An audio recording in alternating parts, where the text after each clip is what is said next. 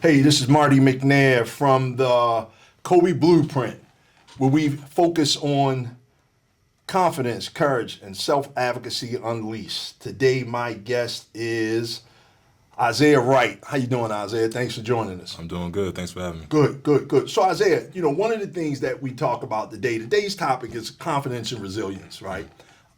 Basically, man, you have an interesting story, but the main goal for our listeners, our main thing is we want to focus on how to stay confident and resilient when things don't always go the way as planned. Because a lot of times, especially, in this space of not only sports, but just in life, things don't really go as we intend them to go, or plan A isn't the only plan we can afford to have.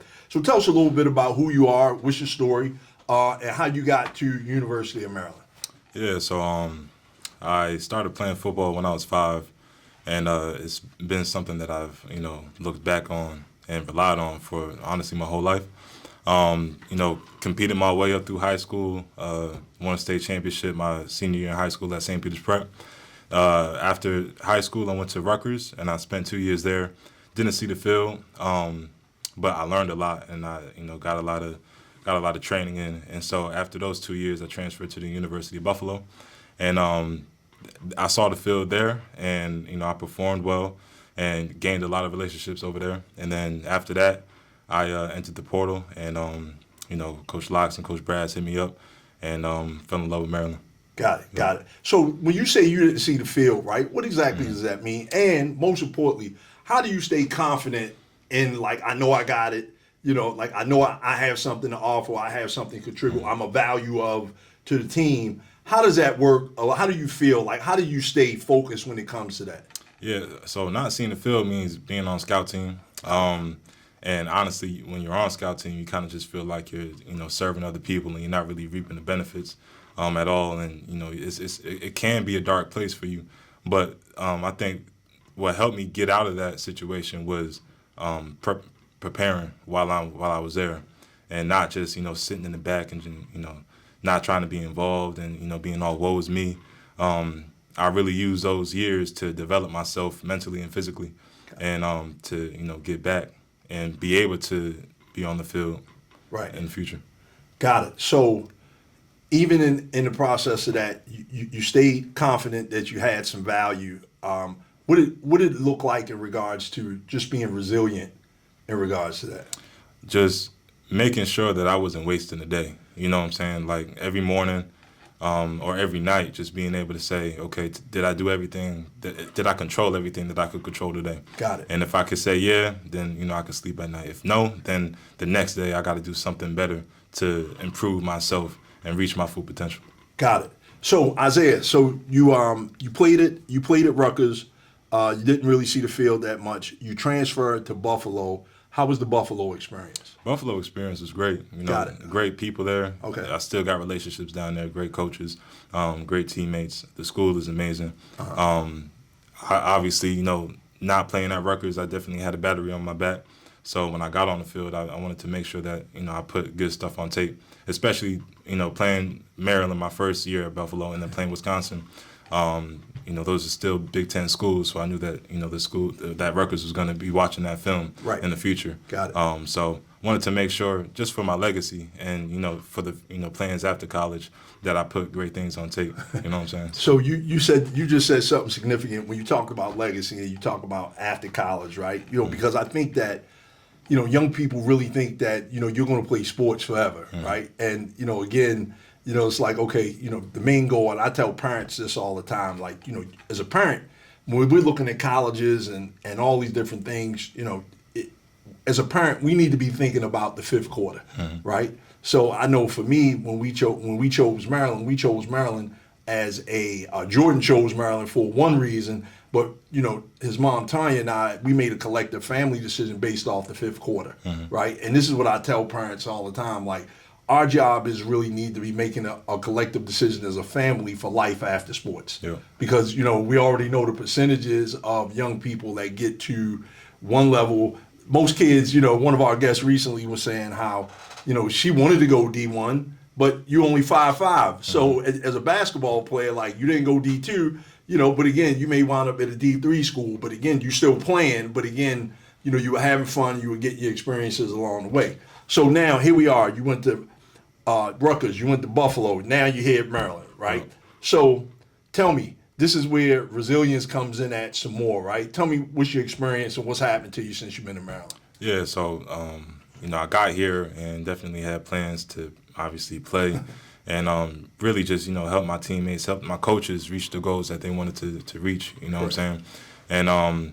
And I got here training hard, making relationships, and then all of a sudden, during one of our workouts, on Monday workouts, I ruptured my Achilles during the conditioning after lift, and definitely was a fluke. I didn't do anything out of the ordinary. Still getting the right proper sleep, eating well, stretching before, and getting that extra work. But all the doctors and surgeons and coaches, everybody just told me it was a fluke, and there was nothing that I could have done to prevent it from happening. Right. So now we're in the situation that we're in. How do we still use the time wisely and still develop and still help the team and still contribute? And it's really just honestly, one, taking care of my body so I could get back on the field, because the best ability is availability. So if I'm not, playing, then, it's hard to, really contribute on the football team. But I'm still not playing, so I train hard, and, I help my teammates in whatever they need. If they need just to talk, because I'm off the field now. So if something off the field is happening with them, they could come to me and, we could, talk about it, break it down, and get through that. But honestly, I think the resilience aspect of it is to really just not give up and understand that it's over when you say it's over. You know what I'm saying? And it might not be the plan that you wanted it to happen, to happen, but there's still time for you to grow and develop. And so honestly, just controlling what you can control, making sure your mental is right. Got it. Yeah. So Isiah, everything you just said, right? But the point I guess what I really want to speak to is how you thought that, hey, you know what, this is my plan to come in and I'm going to contribute to the team here. I'm going to make an impact that I know I can make, and a fluke happens, right? So in reality, you didn't give up, right? You didn't sit there and like, oh man, woe is me, and obviously, you've had those experiences. But for somebody that's coming to this next level, right, that's what worked for you. But, a incoming freshman that, really may be 4-star, 5-star at their school or on their team or in their state or their city or whatever, and then they get to this next level. And what's some of the things that you realize, like, if somebody could have told you back then when it came to transitioning at this level, what would that have been? I think one of the biggest things is to never think too highly of yourself, and always think of yourself as a person that has room to grow. Right. Like I didn't come in with confidence issues or anything like Sure. that, or like I was too cocky. But I think that I wasn't aware of the work that had to be put in to play at this level. Right. And so I learned early on, this is going to be hard. So what's your decision? Is it to quit, or is it to keep going? Right. And so I obviously decided to, truck through it. But I had to learn that it's never going to stop. You know what I'm saying? You're never going to be a person that's made it or that's arrived. You're always going to be trying to develop yourself and reaching your full potential. Nobody's perfect. Sure. So when you talk about work ethic, that's really a lot of times what really distinguishes that 2% or that 1 point something percent that make it to the next level, whether it's at any professional level, right? What is it, even from high school to the collegiate level? Here's a Big Ten school, a Division I school. They got an excellent program, a sports program. What does that work ethic look like, to be honest? Because everybody can always say, oh man, Kobe had a strong work ethic. Yeah, he did. To the point where you can really say, like, I'm mastering some mundane habits from a perspective of saying, you know what, I'm going to go in, I'm going to show up 2 hours early, and I'm going to leave 2 hours after practice. So I'm going to, really sit there and I'm going to hit the gym, or I'm going to create these mundane habits that I've incorporated in my life for my level of success, or to that level of success when nobody's watching. So what does that look like? What did that look like for you? Yeah, I mean, Or what suggestions would you give? For sure. I think early on, I thought the work ethic just meant like picking up something heavy and running hard and doing all this stuff. Right. But I think the biggest thing with work ethic is intention. Sure. You could you could be doing something for an hour, but if you don't have the right intention, that hour is wasted. So if you walk into something, if you walk into practice, if you walk into lift, meetings, the way you eat, sleep, all these different aspects, taking care of your mental, if you have the right intention and you walk into it knowing what you're gonna do, how you're gonna do it, then that's how you really gain the best from it. It's not just killing your body, you know what I'm saying? Because you gotta take care of your body too. You gotta just have a plan to what you're doing and execute that plan. Hey, so Isiah, you mentioned the main things that I try to emphasize all the time, right? So when you ask young people all the time, like, hey, what type of, I'll use the sports car analogy, right? Mm-hmm. What type of cars do you like? Everybody likes even muscle cars and GTs, and some people may even say something like far as an exotic,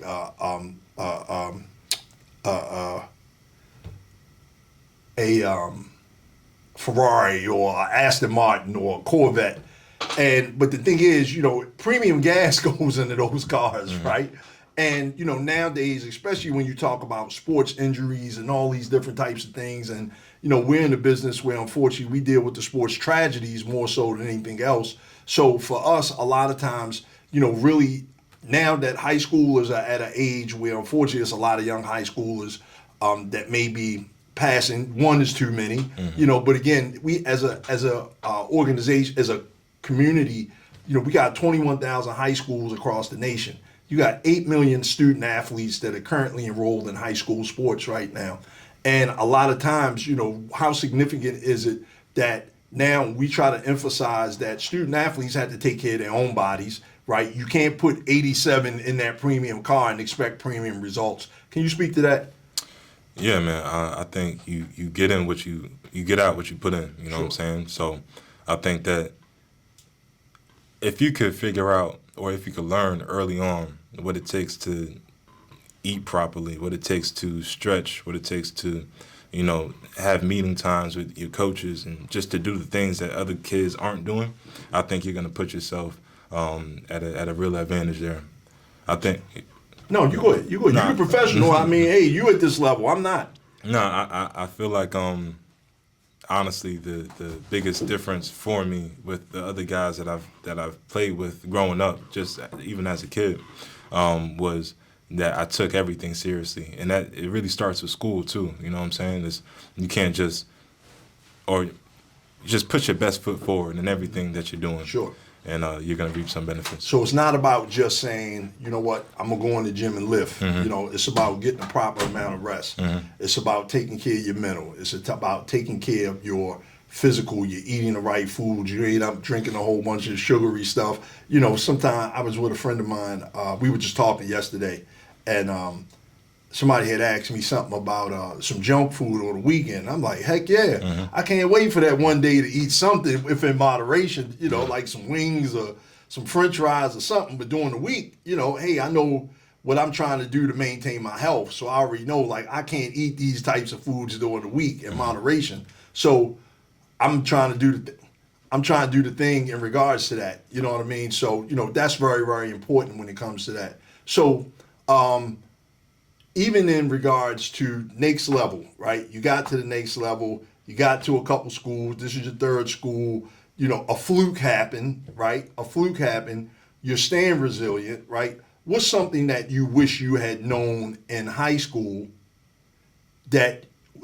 what's a lesson about just all of it? Mental health, peer pressure, resiliency, confidence. What's one thing two things that you wish you would have, if you had known what you know now, right?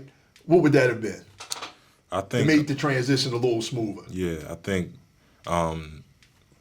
making sure that whatever's happening doesn't bleed into anything else in your life. So, or relationships or whatever. And to make sure you just try not to do anything out of character. You know what I'm saying? So if something goes bad, don't seclude yourself. Don't just, not talk to people or anything like that. I think taking care of your mental and your approach to certain things and to certain people is a huge thing that I had to learn over time. Because, when bad things happen at home and all that kind of stuff, you could get bitter and you could grow like a, tougher skin. But I think from high school to now, I think just learning how to embrace the moment and not just to be so fixated on the terrible things that are going on. Could you repeat that, please? Yeah, just embrace the moment and not be fixated on the terrible things, because you can find beauty out of anything, any situation. You can learn from it, you could grow. Sure. And I think that's something that I learned for sure. And if you could learn that earlier, your life would be a lot more simple. What I'm saying? I think that what I didn't learn until much later in life for me was when life became simplistic is when I stopped personalizing other people's behaviors, right? Because that ain't got nothing to do with me. Yep. And when I learned how to stay in the present, like when I learned to stay in the moment, and stop my mind from racing, into something that I ain't got no control over, Sure. and also just having a glass half full mentality. It's never half empty because it's always a silver lining somewhere along the way. Exactly, yep. So Isiah, man, thank you for joining us. Man, like I've been waiting to get you on for the longest time, bro, because you had a realistic story that how a fluke didn't deter you from doing what you needed to do. You're rehabbing. We're looking for you to get back in next season. And like one of the coaches told me, like you like their 401k plan, you know what I mean? Because they know, what the potential is, and you're going to yield some good returns for the Maryland program. How can we get in touch with you? Through social media or follow you or whatever the case may be? Yeah, my Instagram's a little complicated, but it's _KingZay with an I, dot, period, and a 0. You could probably just put. Bro, you ain't got no easy one, bro. I know. Golly, I'm already lost on that for myself, bro. I'm sure. gonna change it soon. Okay. I don't even really be on Instagram like that. So which social media? Because again, we're dealing with high school athletes. They're gonna want to follow, and you're a great example of somebody to follow. Instagram is probably for sure is the best. I try to stay away. KingZay _ just look for Isiah Wright, and that'll do it, right? _KingZay with the I, dot, 0. All right, cool. So let me ask you, man, is it a picture of something on there that? Yeah, you should see me. It was a picture from my OV, just like me in the throne thing. Okay, cool. Oh, the throne here. Yeah. The throne. Yeah, right, you see Maryland. I got Maryland O-line in my bio. So got it. So let me ask you this, man. We're early in the season, right? We just got a win last night against Virginia. Was it Virginia UVA, right? How you think we're gonna wind up? We going to a bowl game?